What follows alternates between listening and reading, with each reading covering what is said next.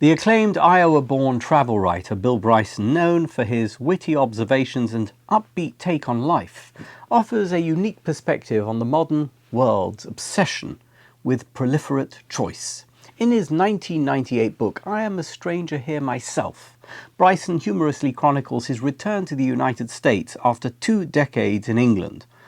Among other things, he is confronted by the overwhelming variety of consumer goods in American supermarkets, in contrast to the somewhat more limited choices available at that time in the UK. Bryson's experience in the US retail world perfectly captures the complications and confusion thrown up by too many choices. For, as Bryson discovered, more options doesn't lead to better decisions and good outcomes. Instead, it leads to frustration and bad choices. In one particularly hilarious piece, Bryson writes vividly about his attempt to buy breakfast cereal on a visit to his local supermarket. The breakfast cereal alone could have occupied me for most of the afternoon. There must have been 200 types, and I'm not exaggerating. Every possible substance that could be dried, puffed, and sugar-coated was there. As he continued exploring the aisles, Bryson's amazement at the level of choice grew. I had no idea how the market for junk food had proliferated. Everywhere I turned, I was confronted with food guaranteed to make you waddle. He lists a barrage of options: jelly cream pies, moon pies, pecan spin wheels, peach mellows, root beer buttons, chocolate fudge devil dogs, illustrating an excess of choice that left him more bewildered than satisfied. Perhaps the most striking example was at aisle 7, or as Bryson dubbed it, food for the seriously obese. There was a whole section devoted exclusively to a product called toaster pastries, which included, among much else, 8 different types of toaster strudel. And what exactly is toaster strudel? Who cares? It was coated in sugar and looked drippy. I grabbed an armload. Bryson later reflected on how many of the items he had somehow ended up buying were never even eaten. They lingered in his pantry for ages until they were finally discarded. Proof, in his mind, of the folly of excessive choice. Bryson's humorous take on the overwhelming abundance of choice highlights a phenomenon unique to modern Western living. Unsurprisingly, sober studies on excessive consumer choices have begun to emerge in recent years, and the picture they paint is not pretty.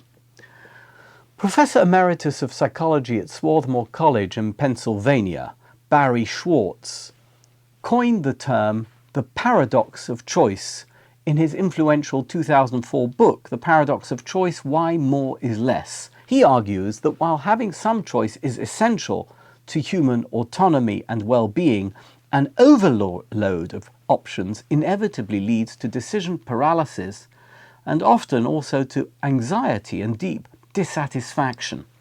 Over the years, Schwartz has conducted experiments showing that when people are presented with too many options, they are more likely to feel overwhelmed and make poorer decisions, or worse, they avoid making decisions altogether. Dovetailing with Bryson's anecdotal experience in the supermarket, where the endless options he faced didn't enhance his shopping experience, instead leaving him frustrated and ultimately unfulfilled. Schwartz's research and Bryson's experiences highlight a critical aspect of human psychology. When faced with too many choices, we tend to second-guess our decisions, or we are hasty and impulsive, usually with poor results, resulting in us feeling less satisfaction. The bottom line is that the very freedom that abundant choice promises often backfires, leading to increased stress and painful regret. In stark contrast to the modern dilemma of seemingly overwhelming choice, Parshat Re'eh presents a refreshingly simple definition of choices. The parsha begins with a clear binary proposition. See, I set before you today a blessing and a curse. The blessing, if you obey the commandments of God that I am giving you today. The curse, if you disobey the commandments of God and turn from the way that I command you today by following other gods. Rashi, commenting on this verse, highlights the significance of the word see in Hebrew, Re'eh. He explains that the Torah urges each individual to open their eyes and truly perceive their choices.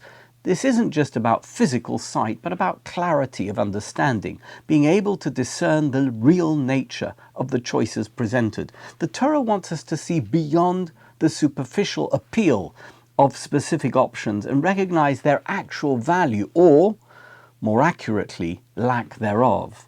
In this passage, the Torah doesn't clutter the decision-making process with a multitude of options, nor does it leave room for ambiguity.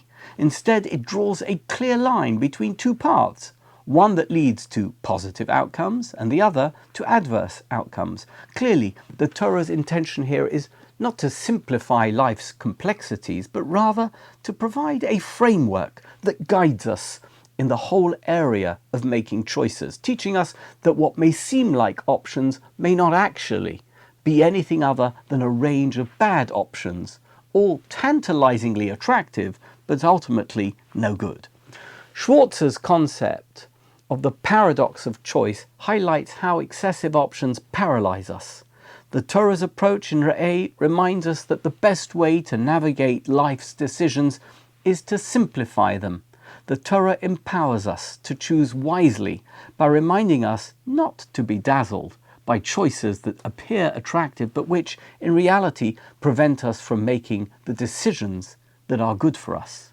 In Parshat Re'eh, we are guided by Moses to maintain crystal clarity in all our decision-making, essentially a call to rise above the confusion of too many choices and to focus on making the decisions that truly matter without getting distracted.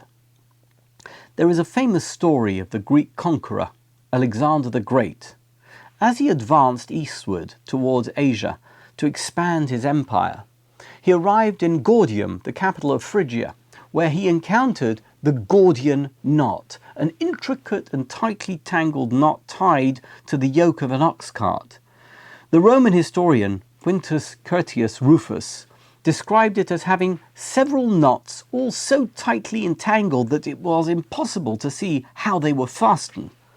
According to an ancient local legend, whoever could untie this knot would be destined to rule all of Asia. Over the many years that the knot had been there, many had attempted to unravel it and failed. When Alexander confronted the knot in 333 BC, he initially tried to untie it by conventional means. However, after abortive efforts, he chose a different approach. He drew his sword and cut through the knot, solving the problem with a single decisive action. Since then, Alexander's act has become a powerful metaphor for addressing seemingly intractable problems through bold solutions, because more often than not, the best way to address overwhelming complexity is through clear, decisive action, cutting through the complications and making the one choice that truly matters. Sir Winston Churchill remarked, "The price of greatness is responsibility. The choices we make define us, and in a world filled with distractions and diversions, the Torah helps us focus on what truly matters. By simplifying our decisions into good and bad, we not only avoid the pitfalls of decision paralysis, but also align ourselves with the path of blessing, ensuring that our choices lead to meaningful and fulfilling lives."